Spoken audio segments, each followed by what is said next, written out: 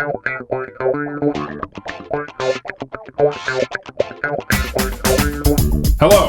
and welcome to Viva La Action, the podcast where we talk about all things action movies. The good, the bad, and the underrated. My name is Santi, and with me as always is my co-host, it's Grayson. What's up? What's up? The sky. It sure is, isn't it? It is, yeah. But it's also below us. It is. It's all around us, It's all around us. We're just on a big floating rock in the middle of space. All around me are familiar. Nice. What's cracking? Oh, not much. Just same old bullshit. Different motherfucking day. You are covered in dog hair. Yeah, my dog sheds a lot. That's and okay. Lays on quite literally everything. Yeah. So She's cute though. She can get away with it. It's so true. We're back in the saddle. Hell yeah. Back in the studio. Yeah. We're here to cleanse our palates. Studio. It's a fucking bedroom. It is a bedroom. We're surrounded by all the K-pop idols that you could ever imagine. Yeah. And a 6-foot cutout of me making the most deranged expression. That's not a joke. There is a cutout of me in this room. Yeah, it's truly terrifying. It is terrifying. I'm not going to explain it because it's funnier without context. Yeah. The first time they all showed it to me, I nearly shit myself. Oh, yeah. Yeah. Mm-hmm. So it's making a terrifying expression. Yeah. I don't look good in 2D. I don't think anybody does. No. But we're here to cleanse our palate from last week's film, if you can call it that. First Zero. This may surprise you. For me. Yeah, First Zero. Nobody listened to that episode because I don't think anybody's seen the movies. That's fine. Honestly, listen to it just because you should hear how ridiculous that stupid fucking movie is. It's something. It is. But on the upside, our YouTube channel just, I don't know why I'm holding my fingers up like I'm like a nerd. We just passed 200 subscribers. No shit. Yes. Oh my shit. Oh my god. Yeah. There's shit all over the place. That's terrifying. How are there 200 of you out there? I don't know. That listen to us. We did lose one. Oh, well. And it's because I finally told that guy that I was like, I'm sorry, we only watch action movies. Like, you gotta stop, whatever. And he was like, he suggested a movie that he was like, well, this one has a lot of action in it. And I was like, okay. And then he unsubscribed. So great. I was like, good luck. Yeah, I don't know. Whatever. But anyway, thank you everybody for listening. Yeah. We'll talk to you next time. Bye-bye. Yeah, adios. No, because this week we watched a movie. Yeah, we did. A movie that I described as kind of the antithesis to last time. Because we watched Ong Bak, which is a 2003 Thai martial arts film. And that is Thai spelled T-H-I. Mm-hmm. No, wait, T-H-A-I. There, you got there. It is a movie directed by Prachya Pinkwa. I think I said that completely wrong. Probably. And it was written by Supachai Sitiam Pampa.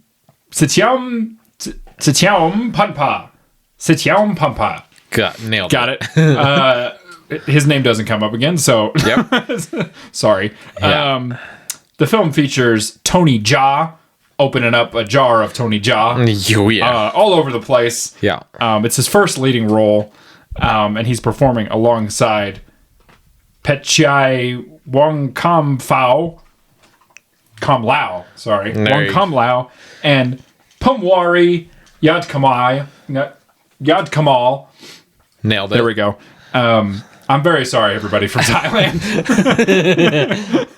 Well, we're not. I was raised in the United States. Same. We are offered one additional language, and it's Spanish. Yep. You can try other ones, but everybody will make fun of you. So I'm sorry. I tried to look up pronunciations, but there's not a lot out there. Yeah. So I'm doing my best. But anyway, finally, Ong Bak has action choreography by Pana Ritakrai, who is a veteran B-movie director and the mentor of said Tony Jaa. I'm just realizing I forgot to get a synopsis for this movie. I've had a very long and weird week, everybody. Yeah. I even told myself, I was like, I'm going to go into this. It's going to be clean. I'm not going to have to do a lot of editing. Yeah. Okay. All right, here we go. The synopsis from IMDb. Oh, it does not pass the Bechdel test. No. Not even a little bit. I didn't even write it down because it's like... When the head of a statue sacred to a village is stolen, a young martial artist goes to the big city and finds himself taking on the underworld to retrieve it. That's about it. That's about it. Before we get further into this movie, what'd you think of it? I liked it. It's good. It was pretty good. Pretty solid. It did. It had some moments where I was like, but there wasn't a lot. Yeah, that made me do that. While I was watching it, I looked up Tony Jaa, one because I recognized the name. Yeah. And then when I saw him, I was like, that dude looks familiar. So I looked up what else he was in. Yeah. And I was like, oh, yeah, it makes sense. Yeah. So he's a great actor. He is. He's good. So because of this movie, and if you haven't seen it, there's a lot of really impressive stunt work in this movie. That's kind of what it's most known for. So when he was originally on the scene because of this movie, Tony Jaa was kind of being hailed as like the next like Jackie Chan. Yeah. Just because he's got that great physicality. Like he's obviously a very talented stunt man and martial artist. But for reasons we'll talk about, he's kind of had a weird career. Like he's had some setbacks and some poor management and some other stuff. So he's not as big of a star as he probably should be. But he is one of those guys who's been working steadily in the US for a long time. Like you look at his film, filmography and you're like, oh, he's been in that, he's been in that, he's been in that. Yeah. So, I don't think he's too upset. I mean, he's been making good money and working. But yeah, he's this movie, it is his breakout role. I think it's not his best movie. I think there's some other ones that he's in that are better. And I love this movie, but I do think it is story light. Yeah. There's not a lot going on in terms of the plot. No. It is pretty basic. It's like they lose a thing and he's got to go get it. And that's pretty much it. Yeah. And I would say he's even not really the main character. No. There's another guy who occupies a lot more of the story space, and he's not as compelling of a character, I think. But he's kind of goofy. He's kind of goofy and irritating. Yeah. But if you are in it for the martial arts and the stunt work, oh yeah, there's a lot to like, and there's a lot to get into. But yeah, it's kind of one of those movies where it's not outstanding, like it's not something like, I don't know, The First Yip Man, where you can just wax poetic all day long about all the different fight scenes and all that stuff. Yeah. But it's also not bad. No. It's certainly not Fight of Fury. So. Oh, exactly. Yeah. Yeah. So yeah, but we'll get into that more. Yeah. So what do you have anything else to say before we start spoiling things? No, I don't think so. So I watched this last night actually, and last night I also, because Flix was doing like a special showing of Was it Blade? Yeah. So I watched Blade, and then I immediately watched this film, and it was just interesting because Wesley Snipes, absolute legend of a man. Yeah, complete lunatic. Yeah, went to jail for white people crimes. So, if you didn't know, Wesley Snipes went to jail for tax evasion. Yeah, so that is 100% white collar crime right there, baby. Good love him anyway. Yeah, good on him. Yeah, he apparently, because my roommate was telling me about this, he did all of his own or most of his own stunts in the Blade movies. And he's like a really good martial artist too. He's got like a black belt in something. Yes. I think I think he has a black belt in karate. I could be wrong. Yeah. So it was interesting to see his fighting style versus Jaa's fighting style. I I haven't seen a lot of Muay Thai done before. It is a gorgeous martial arts. It is very cool. It is really, really fun. Yeah. And like the fighting in Blade was very like, I don't want to say blocky. No, you can say block. I mean, it is a little blocky. Yeah. But it's like Muay Thai was very fluid. Yes. And like using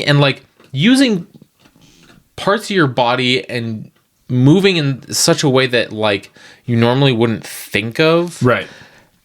Whereas like the fighting in Blade was it was what you expect fighting to be. I would say, excuse me, the first Blade especially is much more in that Hong Kong style where it's a lot of like it's a lot of wire work. Yeah. And it is a lot of that traditional kung fu, I guess, where it's more like, you know, a guy swings at you and you grab his arm and you throw him, and then the next guy, you know, you hit him with an uppercut. Yeah. It's like, it is very flashy and it's made to look good. Yeah. But Muay Thai is very, I think for lack of a better explanation, it's kind of a mix of like Tai Chi and Krav Maga. Yeah. Where it's got that like fluidity, but it's also a lot of elbowing somebody in the top of their head. Yeah. You know? Yeah, multiple times. Yeah, multiple times. Yeah. The kicks is what really got me. The kicks are super cool. They were really fun. And like the way he like would spin on like the ground or like flip, and like his foot would just come down perfectly. Yes. Yeah. Like those hits, like I felt them. Oh yeah. And we'll talk about the stunt work. But let's get into it. Yeah. In that regard.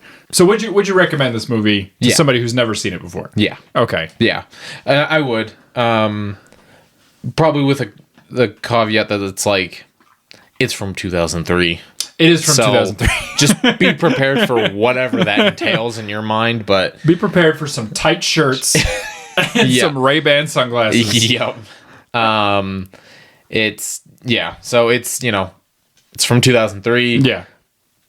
Do with that information what you will, but yeah, I would recommend this. Oh, me too. I mean, it's good. It's like, I think this is even as accessible as like if you know somebody who's even, you know, willing to watch anything with subtitles, I think it's accessible. Like, 100%. I have a couple of nitpicks about it, but generally speaking, I think this is an easy recommend. Like anybody who has a passing interest in anything, really, you could just be like, hey, just watch Ong Bak. Like it's you know, and it's pretty short. I think it's like an hour 45. It's, you're not gonna waste too much of your life. No. But one thing I wanted to say, so you were talking about like the hits. Yeah. I think what helps sell it is definitely in the Jackie Chan style. You can tell that people are actually hitting each other. Yeah. And you can tell that because a lot of the guys are wearing giant wigs to cover up the pads on their head. Yeah. Yep. Like there's one guy in particular who, so there's this, if you haven't seen the film and you're still listening, there's this fight club that they go to twice. And there, at one point, Tony Jaa just beats up this enormous man. Yeah. Was it the Australian guy? Yeah, whose name is literally the Bear. He beats him up, and then he is assaulted by this Japanese guy who is wearing what looks like a Goku wig. Yeah. But like after he's gone like Super Saiyan. Yeah, after he's gone Super Saiyan. And it's so obvious that guy's going to get elbowed in the head. A million times, yeah. Yep. And it is fun, too, because I kind of went in, you know, having seen this before, I knew that there was wigs, right? Like wigs to cover things up. So when you're watching that final fight where Tony Jaa is fighting, I can't remember the actor's name, but he's fighting he's kind of the muscle of the villain. In all the slow-mo shots, that guy's hair goes from being this like perfect manicured hair to this egregious, just giant wig. Yep, and you're like, oh, he's about to get hit in the head. Yeah, he's gonna get spin kicked in the head. So that's kind of fun. It is. You can also see like under the outfits of some people, like what looks like just like a bulletproof vest because they're about to get kicked in the chest. Really fucking hard. But I do think, like, if you're not looking for that stuff, it does help sell the hits. Like, it does. Well, like, and I didn't even know that they were wearing wigs. I just thought that dude, that's how he wanted to style his hair. It would be very 2003 of him. Yeah. I guess it was the second time they went. Yeah. And he basically just like runs a gauntlet through all these motherfuckers. Yeah. The one dude that was like solely using furniture. Okay. Because he starts off with chairs. Classic, right? It's kind of like a bar fight. And then he starts using tables. Right. And he's just picking up tables and then kicking the table into Tony Jaa. Right. And then it gets to the point where he picks up a fridge. Yes, he does. Yeah. And I could kind of tell that it was a prop fridge because he picked it up like it was nothing. Yeah, very easily. Yes. Yeah. And that fight was a little absurd. Now, what's my favorite part of that is when you're watching it, right? Because he knocks out the bear. Yeah. And he does this thing twice that I love where the first time you see him fight, you know, they show us this guy and he beats up this other opponent and he's like real tough, right? Yeah. And then they're like, don't go in there, you're going to get killed. The guy runs at him and then he just hits him with one kick and knocks him out, right? That was funny. And it is very effective because like it sounds really crunchy the way he kicks him, and then Tony Jaa just goes back to standing completely upright. So the second time he fights the bear, he does that, right? And then the bear just falls over. Yeah. There's a little bit of a fight afterward, but and so he beats these two like really, you know, formidable opponents. Yeah. And this third guy, he's like, everybody's like, oh my God, it's this guy. Like, this guy's really tough or whatever. But, like, it seems like his big thing is just that he cheats. Yeah. Like, because the first thing he does is hit Tony Jaa with a bottle. And then try to stab him. And then it's like, this guy doesn't know martial arts. No, he's just a dick. And then he tries to kill him with a live wire at one point. I forgot about that. Yeah, that guy, I don't know what his deal was. He was a wacko. But that fight is fun. I like the way it escalates. Yeah.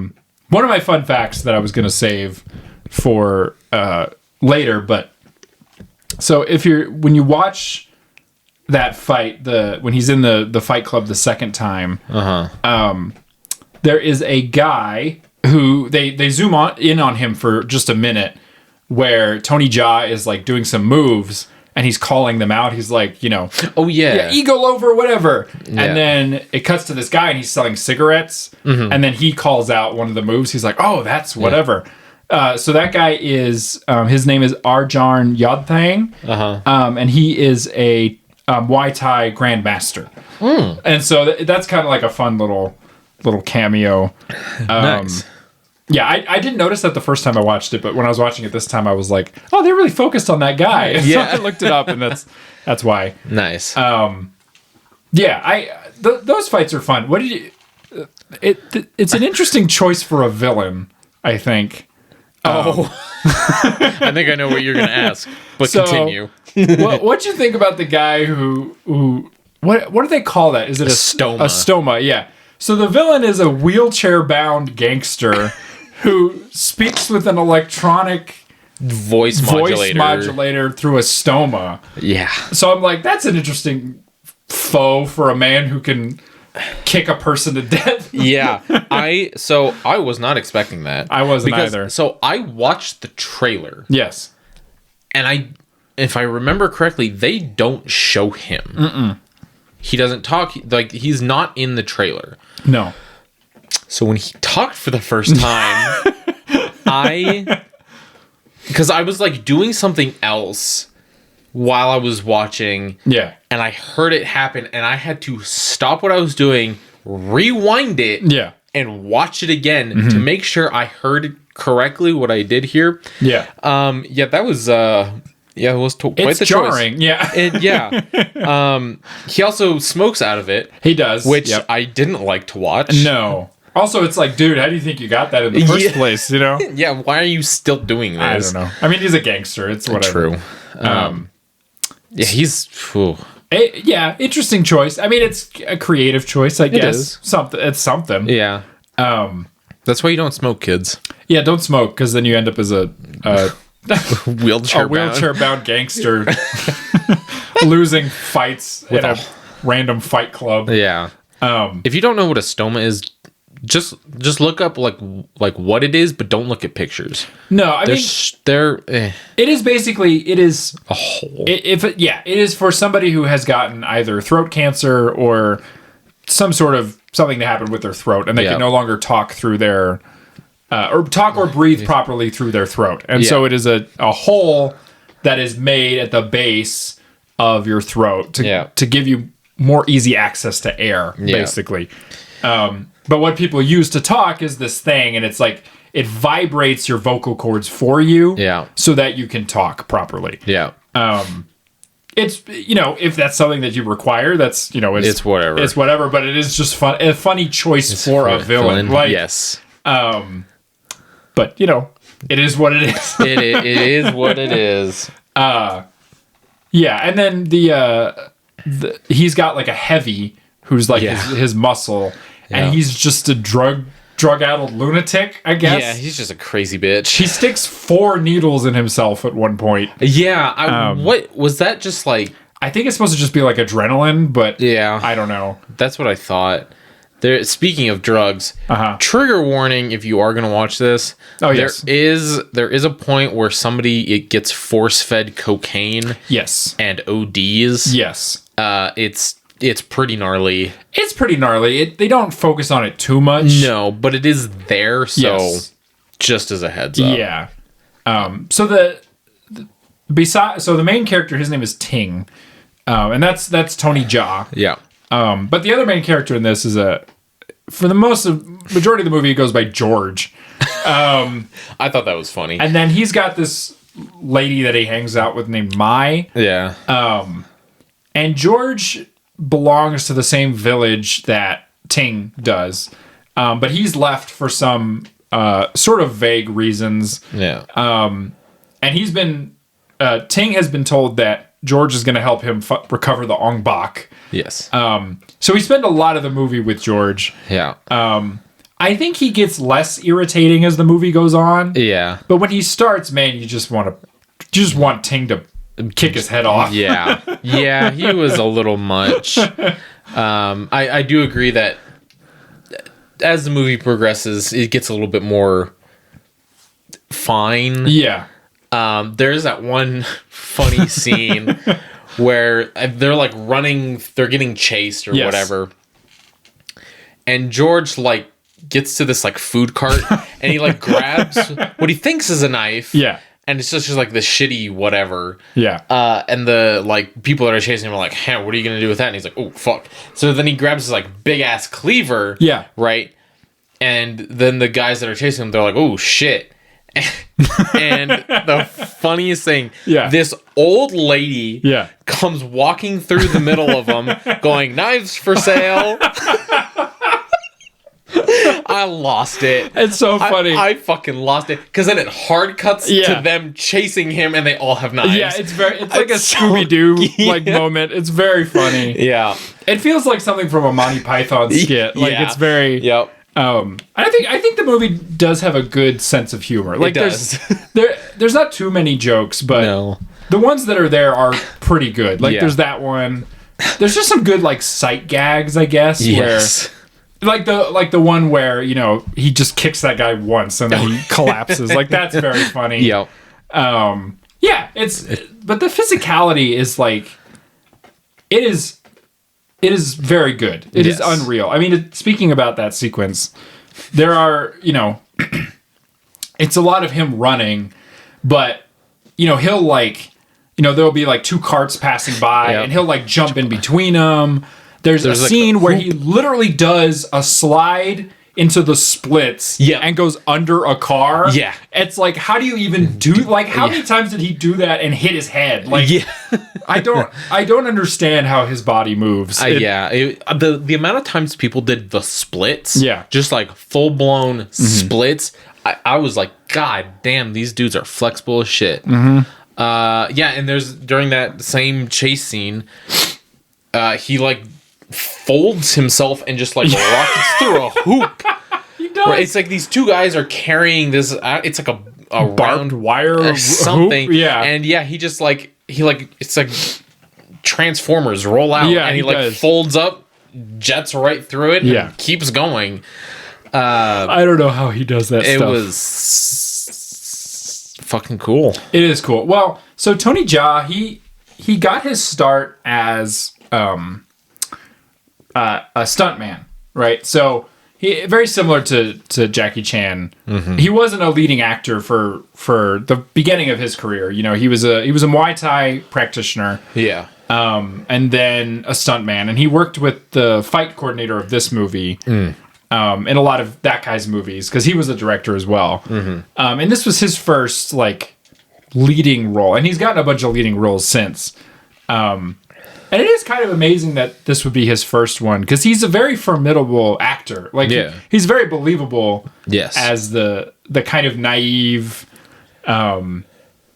He's kind of just I don't know how to describe it. He's like the stereotype of a hillbilly who doesn't know that he's how strong he is. Right? Yeah. People tell him hey, be careful, don't fight too much because you could kill somebody, and he's like, no, okay, whatever you say. He can just fucking knock somebody out with one kick. Yep. But yeah, he's a very good actor, and I think he's got a great presence. He does. He's very tall. Yep. Very muscular. Yep. He's got just a great, very interesting looking face. Yeah. He's got these big, expressive eyes. Yeah. Yeah, he's just got a great screen presence. Yeah. And yeah, he's I don't know where else I was going with that. Tony Jaa is just a great name. True. He picked a perfect screen name. Yeah. He did. Rolls right off the tongue. It does roll right off the tongue. The movie he did after this, I actually watched it quite recently because I'd never seen it. It's called The Protector. Okay. And for a long time, I thought it was a movie about a guy, protecting a kid. Oh, yeah. From, the mob or something. No, it's about a guy protecting an elephant. Oh. Okay. It's much better than it sounds. All right. So I recommend everybody go watch The Protector. Hell yeah. Love a good elephant. I love a good elephant. Elephants are great. Yeah. They're just big babies. They are big babies. Very sacred in Thailand. Yes. I don't know. I would like to go to Thailand. I would also like to go to Thailand. It's very pretty as a country. Yeah. Every time I see... food is good, too. Yes, I love Thai food. Fuck. Every time I see a video or watch a movie that is set in Thailand, I'm just damn. Fuck. That's such a pretty looking place. Yeah.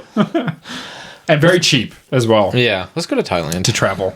Oh, okay. Let's go. Let's fuck it up. I'll be down. Yeah. I know I would definitely shit myself the first few days I was there, but 100%. That's fine. It's whatever. I can get through that. I do that at home too. So. Yeah. Nothing would change. No. So last time we talked about a proper martial arts movie, I think we were talking about, gosh, it might have been Yip Man. I mean, if we're counting Fight of Fury. no, we're not counting that. And we're not counting Jim Cotta either. Okay. Here, stand by. I'm going to look at our 13 Assassins? Yeah. Tale of Zatuigi? I don't really think of those as martial arts movies. Legend of the Seven Golden Vampires? Oh, okay. Yeah. Ninja Assassin? Yeah, okay. Well, anyway. Usually when we talk about martial arts movies, one of the things we like to talk about is how the martial art would fare in real life. Oh, yeah. Right. And I think as opposed to something like Wing Chun, I think Muay Thai is much more practical. I agree. And in fact, my older brother, hi Franco, if you're listening. What's up, Franco? I texted him last night because I know because he's really into UFC. Oh yeah, and fighting and stuff, and I know he's really into Muay Thai. Yeah. So he actually sent me, because I just asked him if there were any fighters who are good practitioners of Muay Thai. And he sent me this gentleman. Well, first he said that there was this guy named Anderson Silva, and he was the middleweight champion for years. big MMA star. Yeah. I looked him up. His fights are kind of fun. I'm not a big MMA guy, but I was just like, hey, that's interesting. But he sent me this guy named Rod Tang, and he is from Thailand, right? And he's like a Muay Thai champion. Yeah. He has fought like 300 times. No way. And his win-loss ratio is like 260 to 40 or something like that. Fuck off. But anyway, he sent me this fight between Rod Tang and then this MMA fighter. Yeah. And it was like a special rules bout. So the first round they just did pure Muay Thai. Yeah. And then the second round they did like more of the mixed martial arts. Gotcha. Right? Yeah. And what's really interesting is when you watch the first round where there's no grappling, right? It's just all Muay Thai. Rod Tang is this like he's this little guy, right? Yeah. He's like 5'6". And he's like 130 pounds, right? Soaking wet. He's just like a string bean, but he is like ferocious. And he's just chasing this other guy just around the thing. Yikes. But it is interesting to watch. Like, you know, I could imagine if somebody had trained in Muay Thai with no other martial arts experience and got into a street fight, you can see how it's effective, right? Yeah. Because it's like things like, you know, like in the movie, you know, there's a lot of high kicks across the whatever. But when you watch them in the match, you know, he's doing a lot of those low kind of sweep kicks, right? Yeah. To like the shin. Yeah. And a lot of like keeping his elbows up and you know, whatever. The second round where they're doing pure MMA, he just gets creamed because he's just like, he gets locked into a grapple and then he just goes down. But, but yeah, it's just interesting. I mean, it's a very interesting martial art. I would say like, you know, like we would probably said on the Wing Chun episode, if you're looking for self-defense, probably get a more rounded education in martial arts. But I think if you were going to pick one, Muay Thai is not a terrible option because it's like, it's a lot of elbows, which are very lethal. Yeah. Knees, you know, keeping your hands up so you're not getting hit in the face. Yeah. Unlike Wing Chun where you're just holding them at your chest and just hoping nobody hits you in the face. Yeah. Yeah, I don't know. I just think it's interesting. It is very fascinating, and I agree. If and I think we've said this before, if you are going to get into a fight, don't. Just don't. Because it's not like the movies. People will cheat and they'll just straight up stab you. Yeah, you'll just get stabbed or shot. Yeah. So, but if you are planning or just are, if you're in a situation where you think I'm going to be fighting more than the average person, I think getting a well-rounded education about different fighting styles would benefit you. Yes. Because, like, sure, learning a single martial arts and knowing all these really cool moves, cool. Really cool, yeah. But boxing is also very effective. Yes. Like, if you know how to throw a really good, you know, like, right hook. Yeah. You can drop a motherfucker. Oh, yeah. Right? Well, so yeah. And I mean, it's kind of why, like, when you know, a lot of times people will you know, pit, like, you know, for example, what's that dude's name? He's that Scottish guy, MMA fighter. I don't know any MMA fighters. He fought the big boxer. I don't know. It doesn't matter. I couldn't tell you. Anytime you see that happen where like they're like, oh, we're going to put a boxer up against an MMA fighter. Yeah. It is interesting how well the boxers fare because there is something to be said for just putting a ton of power into being able to punch really well. Mm-hmm. Yeah. Because really in the real world, you know, like, for example, like when you watch like one of these MMA fights, the kicks generally, if they're not those short, sharp, you know, to the knee or to the whatever, they don't kick. Like they just don't because the time it takes you to wind up a kick, like the few times you see them risk like a big kick, the guy has enough time to just grab their leg. Yeah, exactly. It's you have to be you have to like know what you're doing. You can't just like be like, oh, I want to kick. Right. No, and there's this really great guy that has been popping up. Okay, if you have TikTok and you want to know about like fighting or just like watch somebody who's been fighting for a really long time and kind of has this like well-rounded knowledge, Go on TikTok and look up Sensei Jeff, Geoff. Oh, I've heard of Sensei Jeff. He is really, really cool, and he does a really good job of like explaining. He's a really good like fighter, but he does a really good job of explaining like why you would do certain things and like a scenario in which like a kick would be good, right? And how to set that up, right? Because like. There's like, you know, some combos where like there's certain punches where you can set up to give yourself some distance and then it sets you up for like a really good kick. Yeah. Right. Or there's other combos that get you in close for a different type of kick. And it's really cool. Yeah. So yeah, go check him out on TikTok. He's a really cool guy. Yeah, for sure. And shout out to my brother for indulging me and sending me a lot of information on Muay Thai because I had no idea what I was doing. Yeah, it is fascinating to see like different martial arts like not pitted against each other, but just like having two, you know, pros of each of those fight each other just to see how it fares. Yeah, and and like I said, I mean. I think knowing any form of martial art is better than probably knowing none. Yeah. It's just interesting to me to think about, like, anytime I see these on screen, I'm like, how effective is that? You know what I mean? Like, especially when you... My favorites are, like... You know, you probably haven't seen too many of these, but, like, if you watch, like, an older martial arts movie...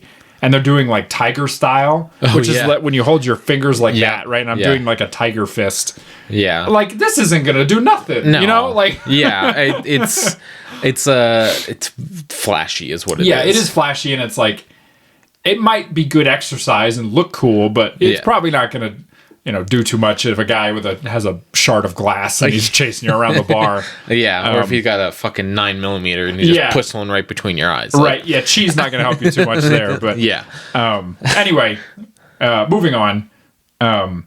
Speaking of, so we were talking about that chase sequence. Oh, yeah. There's a couple of fun facts that I wanted to throw at you. Go for it. So during that chase, there's a shot where Tony Jaa jumps over a table. Yes. He does it a couple times, but if you look at one of those shots, there's some graffiti on the wall. And that graffiti, if you were to pause and read it, it says, "Hi, Spielberg, let's do it together." And that was a call out by the director because he loves Steven Spielberg and he wanted to work with him. Yeah. That has not come to fruition, unfortunately. Well, but only one can hope. Yeah, one can hope. But there's That's second. Hilarious. It's amazing. There's a second piece of graffiti in the tuk-tuk chase where they're like, you know, they're in all the little taxi cabs and they're all falling off the thing and whatever. Yeah. When they're going off that bridge, there's a piece of graffiti on the bridge and it says, "Hi, Luc Besson, we're waiting for you." And if people don't know who Luc Besson is, he's another director. He directed The Fifth Element. Okay. Banger of a movie. And that one is fun because Luc Besson actually saw that. Oh, really? And his production company is the one who distributed Ong Bak internationally. Yeah, so it ended up kind of working out for him. There you go. In that instance. But that's pretty cool. As far as I'm aware, Spielberg has not reached out yet. Come on, Spielberg. Get it together. We want it. I just think that's so cute. That is very funny. Love that. Yeah. Let's do it together. Let's do it together. Hell yeah, baby. Speaking of doing it together, how about that? How about some fucking? No, I don't know. There's no fucking. There is no fucking in this movie.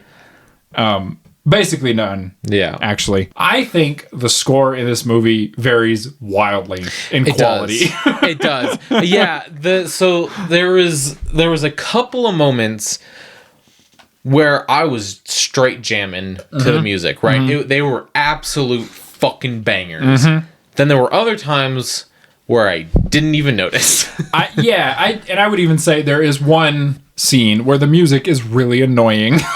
Really? Which one? I think during that tuk-tuk taxi chase, I think the music is very irritating. Yeah. It's not the music itself, it's the fact that it repeats kind of constantly. Like, it's sort of the same like stanza just over and over and over. It's like a broken record. Yeah, and I found it kind of grating when I watched it this time.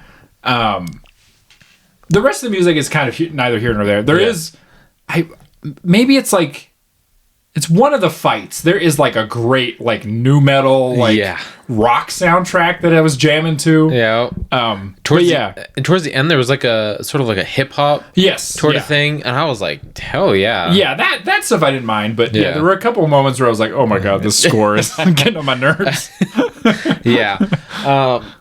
That was one thing that I also wanted to bring up was the music, because there was a couple that I was just straight jamming to. Oh yeah. It was good, and then there were some where I just didn't notice. You were just like, "Is there music in the scene?" Yeah, I was more focused on other things, and the music did not help. Yeah, at all. It didn't add anything. Which I guess sometimes is what you want. Yeah, like you don't want to notice the score. Yeah, but if it's gonna be there. It should, somebody's gonna notice. Yeah, so it should be. Yeah, some idiot with a podcast is gonna notice, right? And then they're gonna flame it. Yeah, some idiot 21 years later is gonna tell you your movie sucks.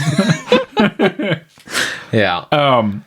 Also, those little taxi cab things, I love those things. Yeah, I think those are called a tuk-tuk. I could be wrong. I'll look it up. A tuk-tuk might be something different, but yeah, the 3-wheel taxis are cool. Whoops. I would ride one of those to work. Same. I would drive one of those 100%. To work. Yeah, you're right. It's tuk-tuk. They're probably not freeway safe, but, you know. Oh, God, no. You know what try taking that down I-40. Oh, God, yeah. You would get creamed.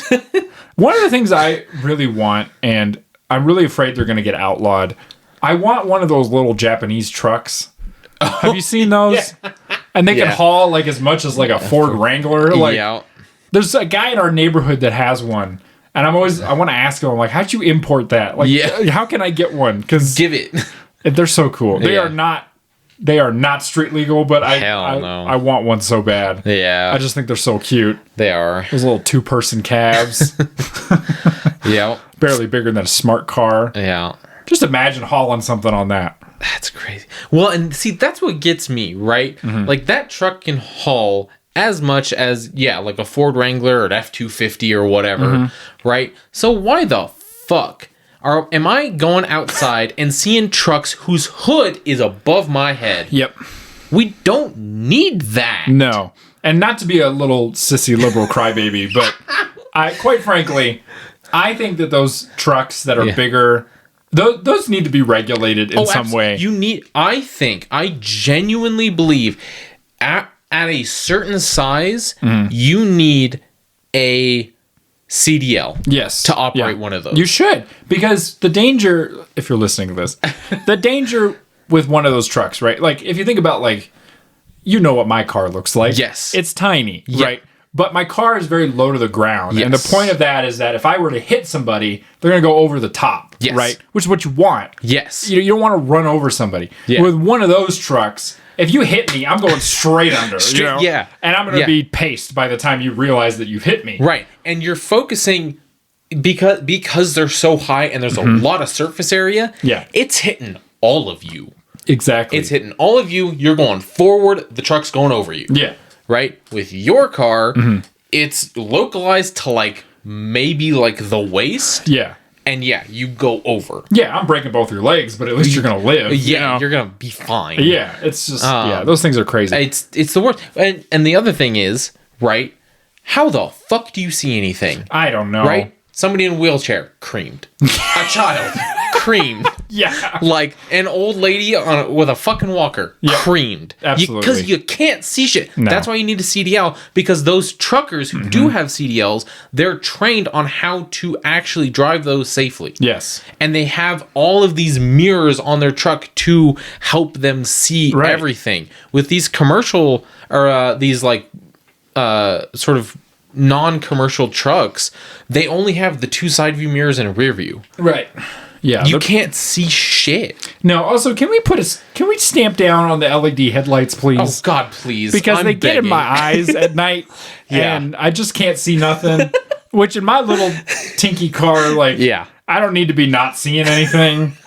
Yeah. Because next thing you know, I'm going to be stuck in a ditch that I can't get out of. Yeah. No, the LEDs are absolutely They're out insane. of control. Yeah. Like, don't get me wrong. I get that they're more efficient or whatever, but it's like, they are so bright. It is like... And here's the thing about LEDs. You can turn them down. Turn them down! You don't need to be like a billion lumens. No. Just tone it down. You shouldn't be brighter than the sun at night. And not having your brights on. Yeah. That's the thing about this. That's what's crazy. It's not the bright. You turn the brights on, dead. Immediately you're already in heaven. Like, I'm sick of it. Anyway, that has nothing to do with nothing. It's just some personal gripes. Yeah, 3-person taxi or three-wheel taxi. Those things are cool. Those things they're done. I like that they're kind of like motorcycles. Oh yeah. It was just so cool. I was like, I want to drive one of those. That scene is crazy. It's insane. Like the because some of those stunts you can tell like there's nobody in the car, right? And that's cool. Like when there was like all that gas that exploded. Yeah. You can tell in some of those tuk-tuks. They're just like dummies. Yeah, they're just straight up dolls. There's nobody in there. But there's a couple of those stunts where you're like, there's somebody in there, and if that goes wrong, that guy's dead. Yeah. Like there's one where they're like hanging off the cliff, right? Oh, yeah. And I'm like, you can fake so much of that. Yep. But there's a part in there where you're like, he's really hanging off that cliff. Yeah. And if he goes down, I don't care how many crash pads you got, he's not getting back up. No. That's what's impressive. That's what I think is impressive about this movie is that you're watching it and you're like, oh, there's a guy doing that. Like this is 2003, low budget in Thailand. Like they're not doing CG. Like there's one or two shots with some special effects in it, but the rest of it is like that's just Tony Jaa kicking a dude in the head, right? Like and hoping the dude's for the okay. best. That whole chase scene with the tuk-tuks was so funny only because we're so used to these like high-speed chases with these like super whammer dime like luxury cars. Nah, these are just like these like shitty little 3-wheel taxi things that could probably barely hit 35. Probably. But man, them bitches are moving. Oh, it was so funny. And there was so many of them. Yeah, I know. It's like 4 of them would explode and there'd still be 20 left. I was sitting there thinking about it, and I was like, this is probably all they had budget for. I bet you they wanted to do like some really cool high speed chase, like car chase. And they were like, so what's our budget like for this scene? And they were like, well, we can rent out all these tuk-tuks. They're decommissioned because they suck. I think one of them, the transmission is just blown to shit. So we can drop that one off a bridge? A cliff? Yeah, sure. I just imagine they're like, we can get 1 Mercedes or we can get 100 tuk-tuks. They went, sold on the tuk-tuks. Let's go. It's a great scene though. Oh, it's fantastic. I do love that one shot where one of them takes a U-turn and like 5 of them try it and they all just fucking capsize. Yeah. It's very good. It's pretty good. The first time I watched that, I just remember being like, this is great. Yeah. This is how you do movies. Yeah. I really like the look of this movie. Oh, same. I think there's some shots where it doesn't look great because it's clearly... I mean, it is shot on film. Mm-hmm. And there's shots where it's in kind of low light. And it's clear the film grain they've chosen is just not built for low light. But that's okay. I think it looks good for the most part. You live and you learn. It's very richly textured. It is. I think they make some really interesting editing choices. Mm-hmm. Some good, some not so good, but... Yeah, I don't know. It's very creatively interesting. There's a lot of like on like some of the especially hard hits. Yeah, they would like replay it in slow-mo from different angles, and I thought that was interesting. I'm not too sure how I feel about it. Yeah, but it was interesting. I think there's times where it's effective and times where it's not. Yeah, because they do that in like the Yip Man films. Like that. Yes, that's true. There's shots where Yip Man just gets clocked and they show it 2 or 3 times. Yeah. I think there's once or twice where you're like, oh, I didn't need to do that. I think they were more just in love with the slow-mo. I mean, who isn't? Yeah, there's a lot of slow-mo in this. There's a lot. I think mostly used effectively. There's 1 or 2 shots where you're like, why was that in slow motion? Yeah. Like there's one shot where Ting and George go back to George's apartment and they meet like the landlord, and he's like, you owe me rent. And Ting is like, take this ring instead. And then the shot is in slow motion after that. Yeah. And I don't know why. Maybe it just wasn't long enough and they needed to extend it. That ring, like, that just looked like a piece of wire. Yeah, I don't know where that came from or why he gave it to him. He never gets it back. No. There's a couple of loose threads in this where you're like, wait, where's this going? Yeah. George fucking dies. Oh, yeah. God. He gets crushed by a giant Buddha head. What a way to go. What a way to go. Yeah. I think that ending is an interesting location. Yes. And I don't know how they... I mean, obviously it's a mix of, like, different things. But I really think they made a giant Buddha head. I think so. Because it looks real. It looks very real. And, like, it falling on the villain. The villain, it looks legit. It didn't look like CGI, but I could be wrong. I couldn't find any behind-the-scenes stuff. Yeah. Also, was it just me, or in the very opening, does that little tinier Buddha head, does it move? It may have. I thought it did. I can't remember. It may have. Because, if I remember correctly, it, like, moved, and I was like, oh, is it one of those movies where there's kind of, like, this mystical, like, sort of magic thing going on? But then nothing else happened, so I was like, it might have. It might have just been a trick of the light. I don't know. It could have been. Yeah, I don't know. I watched this at like 11:45 at night. So. Yeah, I was watching it right before I went to bed too. There you go. We're professionals. We are. Yeah. So the plot. Ow. Ooh, you all right? Yeah. Okay. The plot thrust of this movie is that thrust. Fucking penetration.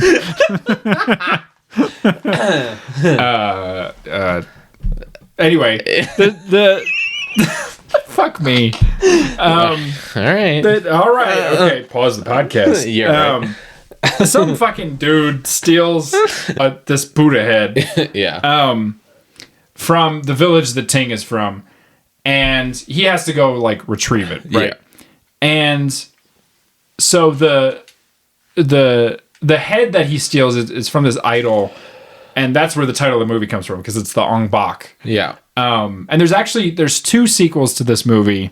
I saw that. But they're actually prequels. So Ong Bak 2 is actually about the Ong Bak. So it's you get to see the story of the guy. And he's played by Tony Jaa. Classic. And also I think the second one is co-directed by Tony Jaa. Okay. And then the third one is directed by Tony Jaa, or I might have that backwards, but okay. I have never seen the other 2. I've started 2 multiple times, and I just keep getting interrupted. The second one opens with him fighting a crocodile, so that's fun. Nice.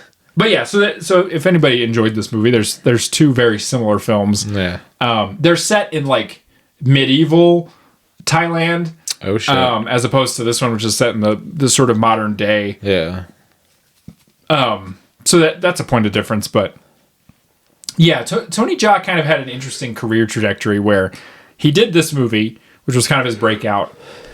He then did The Protector, which was also really well received and whatever. And he had a couple of other little hits, and then he wanted to do Ong Bak 2, and he wanted to direct it and write it and stuff.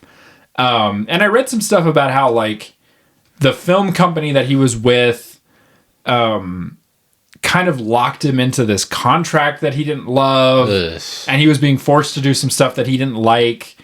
I also read some stuff about, like, some of his movies might have been funded by, like, the mob and, like, some other things. None of that is verified. Don't take my word for that. Jesus. But, he did Ong Bak 2, and then Ong Bak 3... Once that was done, he kind of like disappeared. And it actually turned out that he went to a Buddhist monastery and became a monk for a few years. Oh, good for him. Yep. Good for him. I don't know why. Sometimes it just happens. Sometimes it just happens. But what I read this interesting article about it. I guess people were saying that he did that on purpose because it was a way to get himself as far away from that film company as he could. like literally made himself untouchable. Yeah. And so he could wiggle his way out of that contract, and then he was able to kind of move on to doing like American films. Yeah. Which is what he's basically been doing ever since. So that's just some interesting stuff. Huh. It kind of sucks that, you know, like his early career got mismanaged, because I think he could have been a bigger star than he is. Yeah. It was like when the Library of Alexandria burned down. Sure, yeah. It set us back centuries. Boy, that's a metaphor. Yeah. I like to imagine that's your go-to for everything. Yeah. Somebody's like, "Oh, I didn't get mail on my thing," and you're like, "Oh man, it's like when the Library of Alexandria burned down." And you're like, what? Yep. Boy, that threw me. I like to just do things like that and just really that's okay. Just really keep you on your toes is what I'm trying to do here. Oh, that water just flicked into my eye. Uh-oh. It doesn't matter. Anyway, Tony Jaa. Legend. I have one final fun fact. Do it. Now, I want to say before I say this, I could not find proof of this anywhere. Okay. I Googled this a million different ways. Yeah. I scrubbed through articles and like all kinds of stuff. So I don't know where this came from. I read this on the IMDb fact page or like trivia page. Yeah. I think somebody just made this up, but it's worth repeating because I think it's funny. So, according to this person, prior to the film's release, action hero Steven Seagal was so impressed by it that he planned to release the film through his production company. But he wanted to include newly shot scenes featuring himself as the teacher of Tony Jaa's character. Now, keep in mind, Steven Seagal is a very large, very white man. Yeah. He does not know Muay Thai, or has never done anything in his whole life. Yeah. I don't know why he would want to do that. I bet you Steven Seagal. Yeah, he probably wrote that. And yeah, I could not find that anywhere else.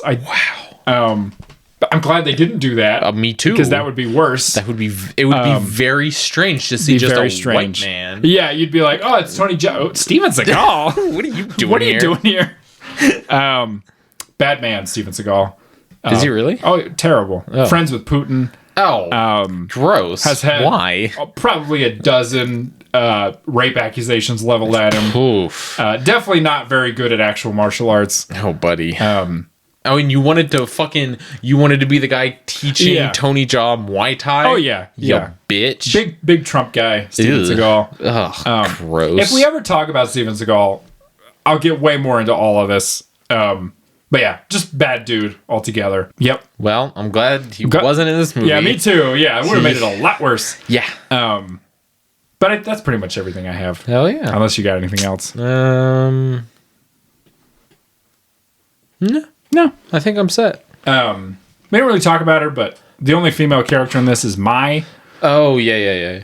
She's okay. She was all right. She doesn't do that much. No, I did like the poker scene. Yes, that was fun. Yeah, she just beat the shit out of that. Not physically, but she kept winning, and she just robbed those guys, which I thought was funny. She kind of disappears at the end. Yeah. Yeah. But she's all right. Yeah. She's doing what she's supposed to. Yeah. Yeah, that's pretty much all I got. Yep. Like I said, if you're listening to this and you enjoyed this, go check out The Protector. I think that's a good kind of what do you call it, companion piece to this movie. There you go. There's a very, very good one-shot, like long take action sequence in that movie. Nice. Where Tony Jaa fights his way up like a hotel. Ooh, it's very cool. Everybody go watch that. It's like precedes the raid. I was about to say, which we should talk about at some point. Absolutely. I'm kind of keeping it in my back pocket. There you go. This is everybody's favorite part of the show, where I hand Grayson these 2 batteries. Oh. And then they tell us what they would rate this movie out of 10. I don't know why I handed you that. I got 2 batteries. They're just depleted batteries. That's no. I'm gonna say 7.8. Very good. Yeah, that seems fair. Okay. 7.8. Okay. I like it. I'm with you. Yep. Any reason? Well, I mentioned before it is from 2003, so some of the stuff's a little janky. Yeah. I don't know if this was the writing itself or just the translation, but some of the dialogue was a little strange. Yeah, and then it's mainly I want to chalk it up to just whoever translated it. Right. I think didn't do, and I mean it was probably hard to translate it perfectly. Sure. Because I know there's no like perfect translation from one language to the other. Yeah, of course. But I think they could have spent a little bit more time trying to figure out the true intent behind like certain phrases or right. lines of dialogue to kind of make it better and hit a little bit more and make it more impactful. Yeah. Like we were talking about, some of the editing was interesting, and I don't entirely know if it was all necessary or good. Right. Soundtrack, there was some good, and there was just some that was forgettable. Yeah. However, I think the premise was good. Even though it was an interesting choice in villain, I think his motives were very interesting, and he made a good villain. Yeah. Because there was that.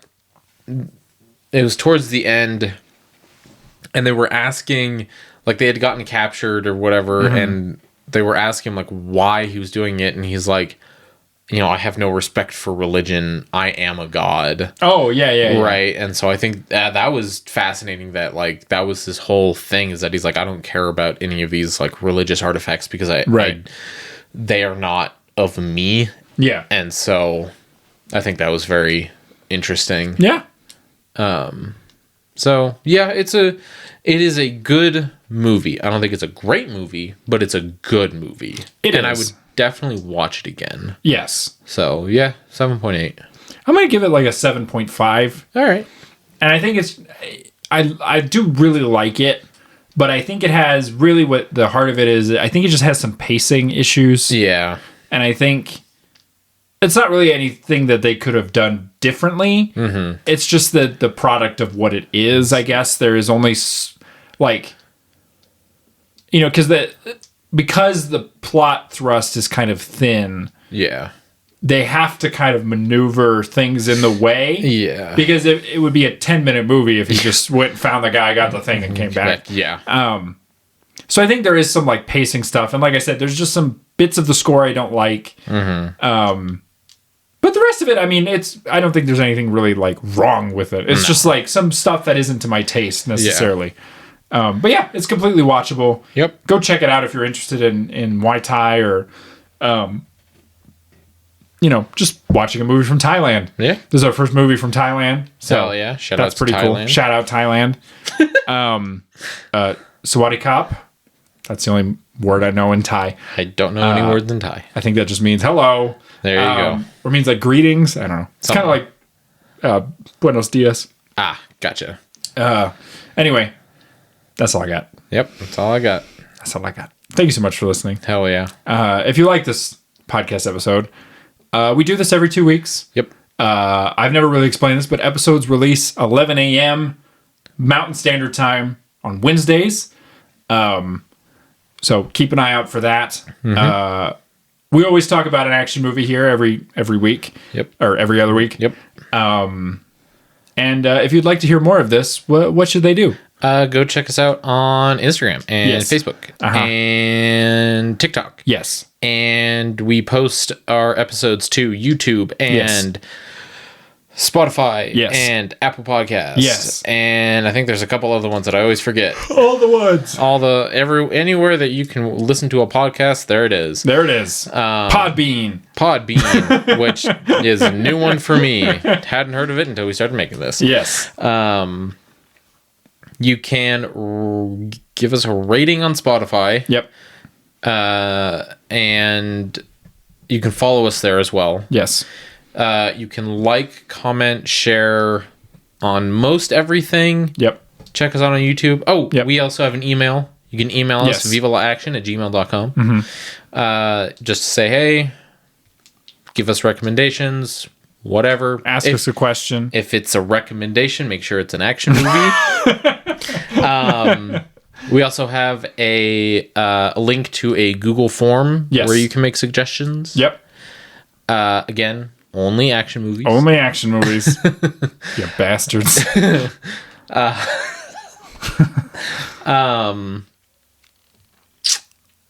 Yeah. That's pretty much it. Yeah. Shout out to Raymond from my work. He's one of FedEx drivers. Told him about our podcast. He said he's going to check us out. So shout out Raymond. Hey, what's up, Raymond? Absolute legend. You legend. Yeah. So. Where's my packages? He doesn't even deliver out here. Oh, it's okay. He does the 109s. Oh, okay. I don't know what that means. 87109. Oh, okay. Zip code. Yeah. Oh, okay. So, part of the 109. That's okay. You said it already, but review us on Spotify. Yep. And leave us a written review on iTunes if you do so wish to. We'd be happy to read it out on the show. Hell yeah. 5 stars really helps us out. Yeah. Yep. That's pretty much it. That's it. That's all we got. You'll find Grayson just covered in purses. Just head to toe, just buried in them. Yeah. Sprinting down Central. They've stolen all these purses. Yep. Somebody help them. And you'll find me driving a Ford F-150 through a school zone. Taking out kids like bowling pins. Yep. That's pretty much it. Yep. Bye. Goodbye. Bye. Bye.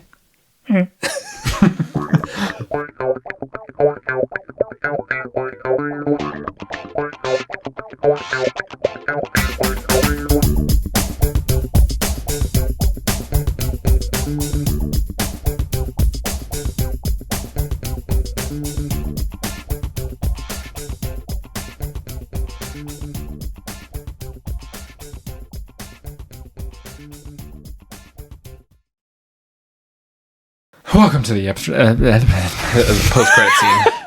You got it. Yeah, welcome to the post-credit scene. The after the credits. Yeah. The true fans. So true. I've got something very special planned. Ooh. And I've not told you about it. Oh, I'm excited. But I think you'll like this. I'm ready. So, lay it on me. If you remember last year, yes. About the middle of last year, we did a spy trilogy. Yes, we did. So we watched 3 movies. Yes. Each a prominent spy film, and we compared them. Yes. Well, I really liked that. I thought it was a lot of fun. Yes. And I wanted to do another trilogy. Ooh. Okay. So, all right. And I've come up with this. Ooh. Because it's kind of an innocuous genre. All right. But I think you'll know what I'm talking about. Okay. So I want to do a Old Guys Are Cool Too trilogy. Old Guys Are Cool Too. Yes. Like TOO? Yes. Okay. Old Guys Are Cool Too, right? Right, yes. And now what I'm thinking of specifically are movies where the protagonist is an old dude and you're like, who's this old dude? And then it turns out he's an old dude with skills. Okay. You know what I'm saying? Yeah. So there's a lot more of these movies than you think there would be, but I want to do a trilogy of them. Let's do it. I think it'll be fun to compare how good or bad they all are. Yeah. So next time I want to start with the OG. Okay. What I think is the OG. You could go back further and I'm sure you'd find examples, but here's what I'm putting out there. I want to watch Taken. Okay. Which is the Liam Neeson film. I have never actually seen Taken. I haven't either. Okay. So we'll start with Taken. Okay. Next week after that, I want to watch The Equalizer. Okay. With Denzel Washington. Ooh. Okay. I have never seen the original The Equalizer. I've only seen the sequels, so I've seen 2 and 3. I've never seen the first one. Okay. And then I want to finish it off with a movie you may have heard of. I don't know. It's called Nobody. It stars Bob Odenkirk. And Don't know who that is. It is like the epitome of this old guy is cool too. I think it's good, but we'll talk about why it's silly. Okay. All right. So this is my idea for a trilogy. I like it. I'm so down. Whoopsie. I think it'll be interesting. So down. So in 2 weeks' time, you need to have watched Taken. I think it's from 2008 or something. Liam Neeson, 2008. Okay, here we go. Hold on. Stand by. Putting it in my Taken. You said 2008-ish? I think. I could be so wrong. Watch, it's like the 90s. No, I think it's later than that. Oh, shit. Yeah, 2008. I was right. Fucking tight. And this will be for the 10th of March. Hold on. Let me look at my calendar. I don't know why I'm breathing like that. Unless we wanted to try to get back on track and do the 3rd. Let's shoot for the 10th. The 10th. Copy that. And then actually, let's plan on the 10th and then the 17th. Because I leave on... I'm going on a trip that next weekend. I'm cutting all of this out. yeah, that's fine. Okay, so 10th and then 17th. Okay, so... But 10th for Taken. Taken, yeah. Fucking tight. So we're going to do Taken, The Equalizer, and Nobody. I think that's a solid trilogy. Excellent. You could throw John Wick in there. Probably. But I feel like John Wick is its own thing. Yeah. That has spawned its own imitators. Yes. But I feel like the movies we're watching are kind of more in the vein of like Taken. Yeah. It's like, here's an old guy. You think he's just an old guy, but old guy was in the CIA or whatever, you know? Mm-hmm. Ooh, okay, yeah. Do you know what I'm saying? Like, this is a genre. And You're dying on this hill. I'm cooking. Yeah. No, I like this. I do. I do like that trope of like, it's like,